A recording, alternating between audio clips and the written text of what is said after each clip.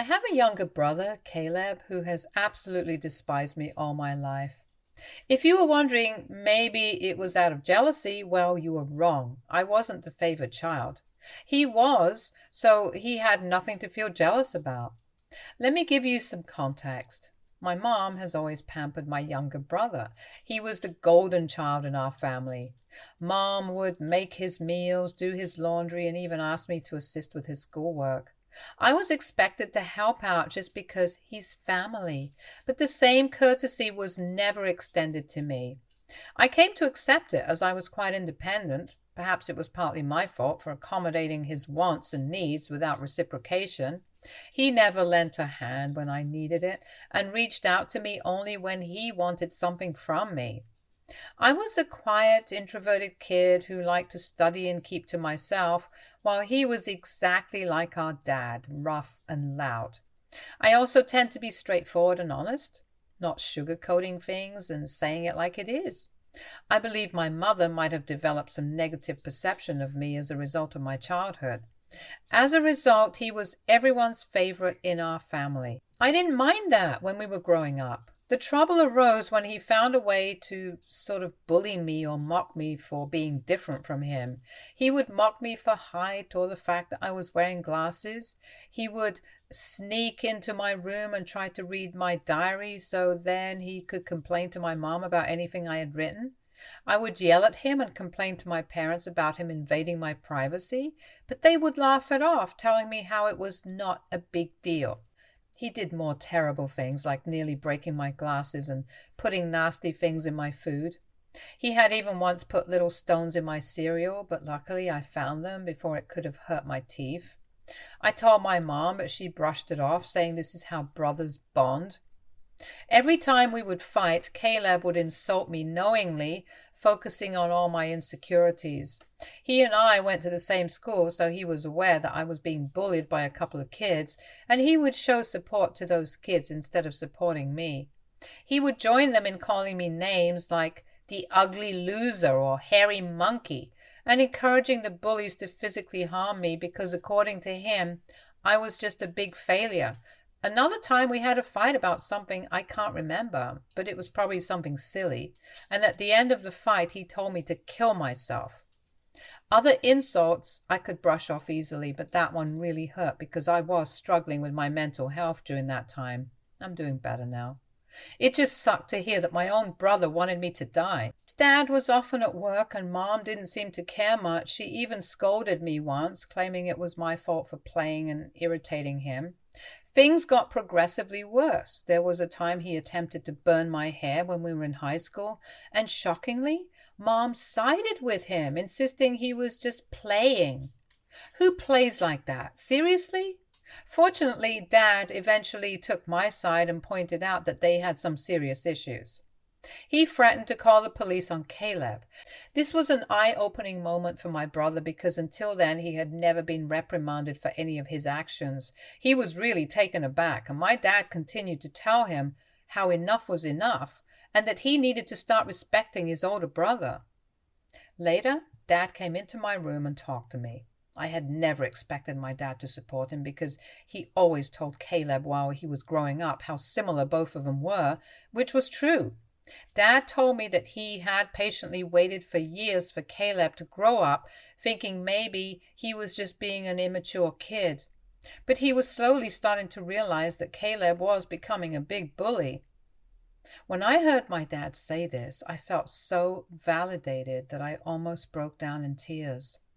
I confessed to my dad everything that Caleb had done to me over the years and even opened up about the bullying in school. My dad was shocked that I was going through so much.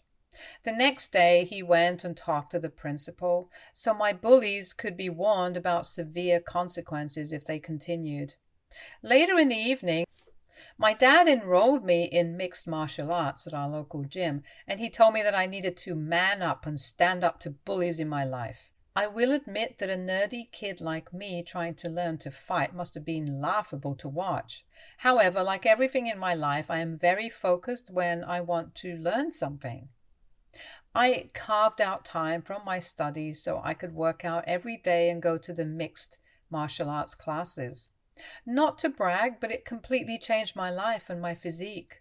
One day, Caleb was at it again. He had stolen my pocket money, which he used to get if we helped our parents with doing chores. I had been saving my money for quite some time. Caleb has sneaked into my room and taken my money. I caught him when he was about to cycle off with his friends.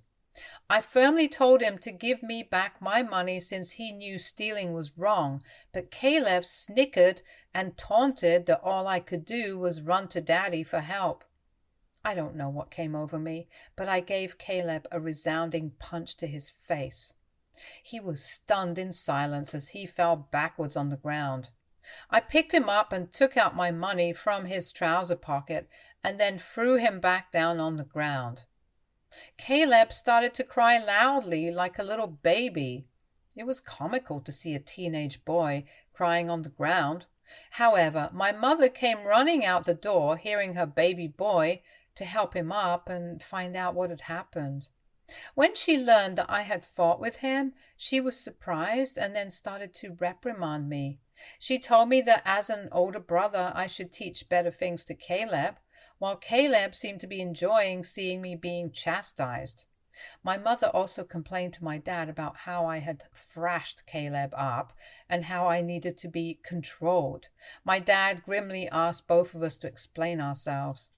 I told him how Caleb had stolen the money that I had worked hard for and saved up, while Caleb attempted to justify how he needed the money for a date, and that as my brother, I should help him. However, Dad told Caleb that he was lucky that I just punched him for stealing my money because anyone else would have called the police on him. My dad continued to tell Caleb how he had no right to take others' things without their consent. Caleb didn't like that and started to throw a tantrum, probably wanting our mother to side with him, but Dad remained firm. When Caleb realized that I was not going to be punished for punching him, he screamed how much he hated me, and then ran back into his room and locked himself in. Since that incident, Caleb maintained his distance from me. He had finally realized that he could not bully me anymore, and even Dad was not supporting his antics. For the first time in a long time, I felt we were equals. Even though he could not physically hurt me, he would try to verbally say nasty things to me when he knew our parents would not be around. It definitely got worse as he got older. It felt like each year he became angrier and had a shorter fuse. If I approached him to ask something, he would simply ignore me to my face and walk away out of the room, calling me a nerd or a loser under his breath. If he wanted to say something to me, he would only go through our mother, who would relay the message. I would question my mother as to why Caleb could not just talk to me if he wanted something, and she would implore me to be more understanding. I had no clue if this was just him going through puberty, and I had to wait it out, or if he actually truly hated me. I used to be able to deal with the things he would say over the years, but it got to a point where I just wanted to move out of home to get away from him. I would go to my mother countless times asking if she could mediate a sit-down conversation for all of us to talk it out, but she always refused, saying she didn't want to get involved.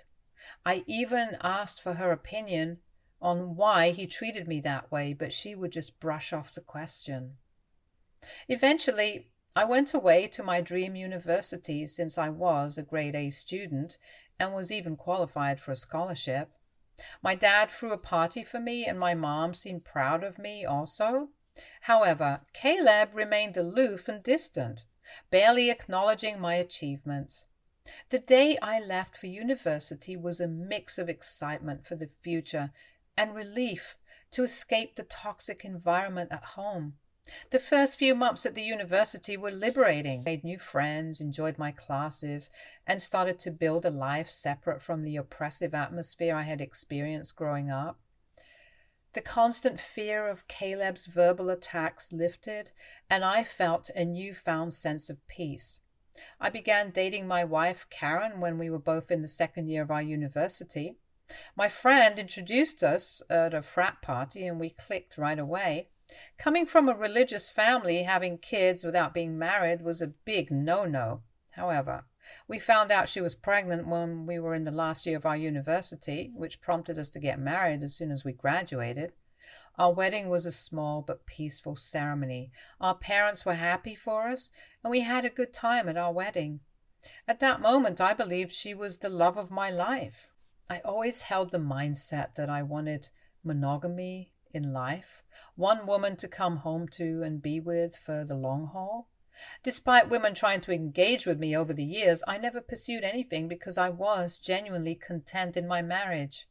Karen was my dream girl, and I never wanted to hurt her. However, over the years, there were 2 occasions when I discovered she was being unfaithful in our marriage. One was an off-and-on affair that lasted a few years with her married co-worker, and the other was a fling with an ex she had dated in high school when she went to visit her family states away. I'm sure there will be people who might call me foolish, and looking back, I can't really deny it myself. After a period of separation in both situations, I made the decision to forgive my wife. I never wanted to raise my child in a broken home, and I genuinely believed we could overcome these challenges. We were quite young when the situation with her coworker occurred, so I chalked it up to youthful mistakes and not thinking things through. For a while, things seemed okay with us. I could never fully trust her, but I tried my best to push aside my doubts because I knew that if I chose to forgive her, I had to work towards moving past it and starting with a clean slate. It's been 4 years since the second time she was unfaithful, and I felt like I made the right decision by giving her a chance to show that she still wanted to be in our marriage. For years, Karen seemed to have changed, and we were genuinely happy, with plans set in motion for the future of our family. However, 3 months ago, my reality was once again shattered by yet another incident, which in my mind was far worse than the others. When she revealed that she had been sleeping with someone for quite some time and suggested that our son might not even be mine, hearing her words, I felt like the ground had been pulled out from under me. A mix of shock, betrayal, and disbelief overwhelmed me. I struggled to comprehend the enormity of what she had just disclosed. In a daze, I managed to ask her why she had kept such a significant secret and how she could have done something so devastating. Her reaction was a cold and indifferent demeanor. She seemed detached, almost unbothered by the pain she had inflicted. Her responses were vague, leaving me with more questions than answers. It was a surreal and painful moment, confronting the shattered trust and the uncertainties about my own family. I continued to ask Karen to tell me the truth because I felt like I deserved to know the father of the child, since I had been literally raising our son since the beginning. In the end, she admitted that it was Caleb. My eyes widened in shock as I asked her what exactly she meant by that. This is when Karen told me how she and Caleb had become friends back when I had introduced Karen to my family and she had stayed with us for Thanksgiving up until the New Year's. I remember Caleb, who was usually cold to me, was quite polite and warm towards her.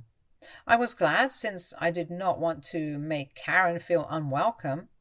She wanted to be accepted into my family, so she would spend significant time hanging out with my mom whenever she could.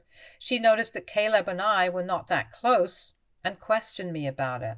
I finally opened up to her about my childhood equation with Caleb and told her how we might never be able to repair our relationship since he never could move past his feelings. Karen understood. However, she started to include Caleb whenever we would go out, perhaps hoping that both of us would warm up to each other. If we were going to watch a movie, she would invite Caleb, and then we would have to watch whatever movie Caleb wanted to watch. I guess during this time, Caleb and I did talk a few words here and there, which was a significant improvement compared to how he had been giving me the silent treatment for years. I do remember Karen and Caleb would hang out and play video games together, but I never thought much about it. Karen told me how one day Caleb opened up to her about his struggles and his recent breakup with his then ex-girlfriend. He seemed so vulnerable with her, and they struck a friendship. She said how he would sometimes harmlessly flirt with her when I was not around, and apparently one thing led to another, and she could not control herself anymore. I closed my eyes as the vision of my wife and brother sleeping together almost made me puke. She told me how guilty she felt after that and ran away from him. After that, she decided to go back home, which was true because my girlfriend had abruptly told me how she wanted to go back home when I thought she would be spending the New Year's with me. I tried to convince her to stay, but she was adamant that she had to go. After the holidays, when we met in college, once our classes resumed, she was back to her usual cheerful self, so I never questioned anything. 2 weeks after that, we found out that she was pregnant. Now, Karen told me that she had no idea whether it was really my child or Caleb's, and she had no way to find proof because I was already stepping up. She knew out of the two, I was a more dependable brother, so she decided to stay with me, and this is why we got married. I felt like my whole world was crashing down around me. The son I had loved and spent countless hours with may not even be mine. I questioned her if she had been sleeping with Caleb in the present times, and she nodded slowly. Karen told me how she and Caleb had always stayed in touch because their chemistry was undeniable. They would sneak off to hotels when she would lie to me that she was working overtime. She told me how half of her business trips were just romantic getaways with him. I asked Karen why she would even be married to me if she really wanted my brother. But Karen told me how she did not want to be the one to break off a marriage, and seeing how I was such a wonderful father to our son, she had stayed with me all this while. In her words, she had made a mistake, and she didn't know when to stop. I simply told Karen that I was glad that she told me the truth and that I was going to pack up and move out. Karen started to cry and asked for my forgiveness, telling me how I was supposed to scream and yell at her, but here I was, calmly thinking of my next move. I remained quiet while I walked to my cupboard and started packing some of my clothes into my suitcase. Karen kept saying how if I really loved her, then I should try to at least fight for her, and mistakes happen in every marriage. When she realized that I was not going to do anything, she changed her tactic and told me how my son would be affected if we got a divorce, and how children should not be brought up in a broken home.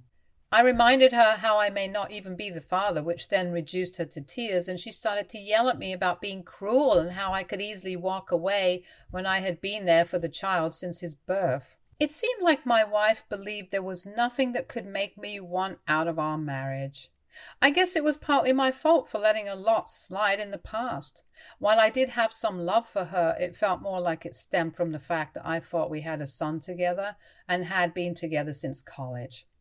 Karen continued to claim that it was not too late and that we could work things out, but I struggled to believe it and felt like I had no more patience to deal with her. Trust was a major issue for me, and her words felt empty. Even if I forgave her, I could never forget that she had slept with my own brother. I've always believed that people could make mistakes and be forgiven because we're all flawed, but this went beyond a certain limit. I left her crying on the doorstep and checked into a hotel. The next day, I went straight to my parents and told them everything about my wife's affair with Caleb and how they had been sleeping together for years behind our backs. The shock on their faces was evident. My mother, true to her nature, initially tried to defend Caleb, telling me that this could not be true since her boy would never do something like this to his own brother. Determined to expose the truth, I requested my parents to remain silent and allow me to call Caleb right in front of them. I told them to not make a sound since this is how I could expose Caleb's true colors. I wanted him to think that it was just a private conversation between us so that he could hopefully let his guard down. As Caleb picked up, I laid it on to him and confronted him with the revelation of his affair with my wife. Initially, he denied it vehemently and refused to accept it. Then, when I told him that Karen had admitted to everything, he started to blame Karen, labeling her as characterless. He told me that it was not his fault if women were attracted to him and that he was the better-looking brother. I told him firmly that I was going to expose him in front of everyone when Caleb mocked that no one would believe me and that he was the golden child anyway. I scoffed at his arrogance and thanked him for confirming the truth, since our parents had heard everything. Caleb went quiet and then spluttered to explain himself, stumbling over his words in an attempt to salvage his image. My mother, still grappling with the shock, demanded an explanation from Caleb. He stuttered through a feeble attempt to justify his actions, blaming everyone else but himself, and desperately trying to shift the blame onto Karen. I could see my mother, who was once protective of her favored son, now felt a mix of disappointment and anger. In that charged moment, I felt a strange sense of vindication. For years, I had endured Caleb's torment.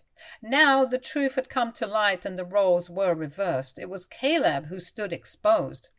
His actions laid bare for everyone to see. As Caleb's words faltered, my father, usually reserved in his expressions, couldn't contain his disappointment. He asked me to pass him the phone and went off on him. "Caleb," he began, his tone heavy with disapproval, "what you've done is not just a betrayal of your brother, but a betrayal of this family. You slept with your brother's wife and continued to sleep with her after they got married. Your actions have consequences, and they have irreversibly damaged the trust we had in you. I raised both of you to value family, loyalty, and decency. What you've shown today goes against everything I've tried to instill in you." He paused, letting the weight of his words settle on Caleb's conscience. "The disregard for your brother's feelings, the lack of respect for the sanctity of his marriage, it's unacceptable. You've not only hurt him, but tarnished the bonds that hold us together as a family. I feel like me and your mom are to be blamed for what you have become now, and we will no longer let you get away with this behavior anymore. Starting today, I'm cutting you off from the college funds that I set up for you. You can figure out on your own about your university fees. I will also not be funding your lifestyle anymore. You think it makes you more of a man to sleep with married women? Well, now let's see what happens to you when you don't have my money to depend on." I, on the other hand, maintained a composed demeanor throughout all this. Although I initially wanted to scream at Caleb, watching my dad punish him was the ultimate vindication. I had exposed his true nature, and it was clear that he had underestimated the consequences.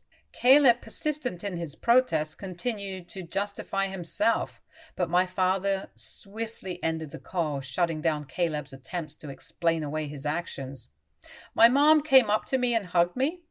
It had been a while since we shared such a moment, but in that embrace there was unspoken understanding and support amid the family turmoil.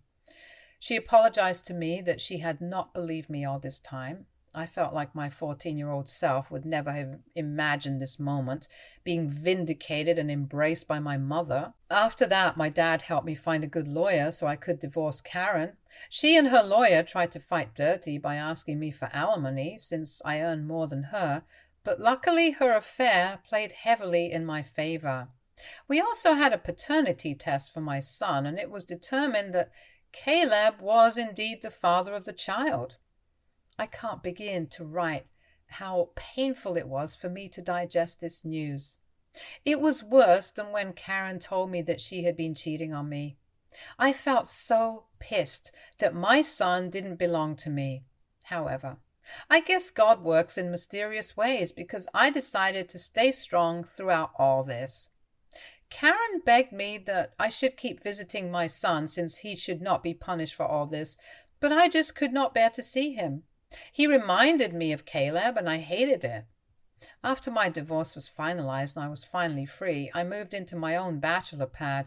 It felt surreal living on my own, since I had got married so young and never really lived on my own. However, since I had always been independent, I was quick to adapt to my bachelor lifestyle, and I honestly loved it. 2 weeks ago, my dad called me to let me know that he had been thinking of changing his will, since he didn't want to give Caleb anything. If there's one thing to know about my dad, it is that he is extremely stubborn. Since he had made up his mind that he wanted nothing to do with Caleb, he had kept his word. Caleb tried to reach out to our parents and even showed up at their doorstep begging them for forgiveness, but he was not even allowed inside. My mother, who usually caves into Caleb's tantrums, also seems to be done with him, although it must be hurting her the most. Throughout all this, Caleb didn't even once send me a text to apologize for what he had done so clearly he didn't even regret it. He was just sad about being cut off from our parents. Well, Dad told me that he would be leaving everything behind to me just to ensure that Caleb doesn't protest later. He would be leaving him with only $1. My eyes widened in shock as my dad had worked really hard his whole life, including his assets, retirement fund and life insurance. It would come up to almost $2 million. The only clause in his will was that if my dad passed away before my mom, she would continue to live in their house even though the ownership would go to my name. Of course, I didn't mind this since I would want to take care of my mom until her last days. I don't know how, but Caleb found out about all this, and since he can't reach my parents, he called me yesterday trying to mend things right between us. He told me how he had been having trouble keeping up with college, and that after Karen had found out about the paternity of the child, she had been pestering him about child support. He told me that he had no money and was looking for part-time jobs, yet could not find anything.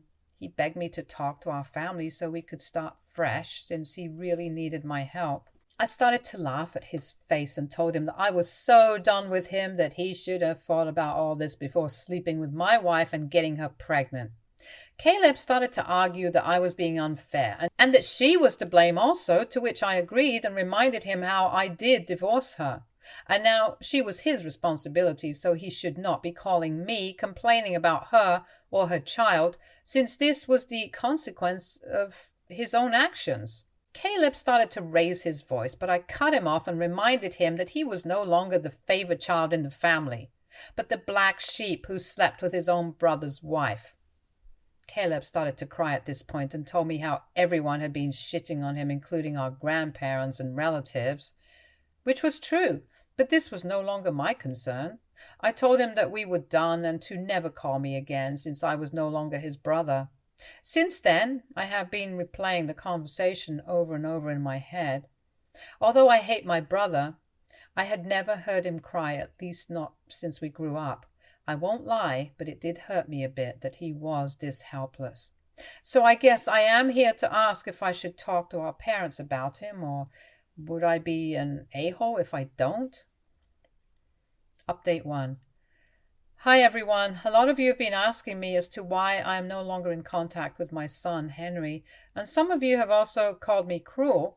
Well, I'm sorry to say this, but I don't feel comfortable raising another man's child. This is not a stepson scenario. In this case, I was led to believe that he was my son, and then I discovered that he was in fact my brother's son.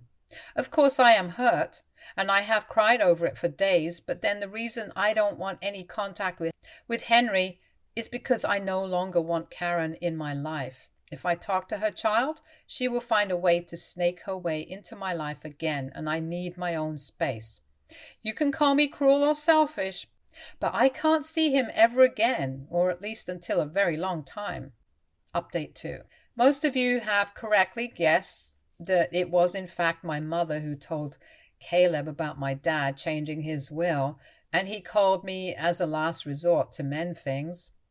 I did confront her in front of my dad, and she broke down. She told me how I had punished Caleb enough and that he had learned his lesson. My dad firmly told my mother that if she felt what Caleb did was forgivable, then he could no longer stay married to her, since he could never forgive him for his betrayal. His threat seemed to shut my mother up. My dad made it clear to her that if she ever talked with Caleb and we found out, then she could pack her bags and just leave him.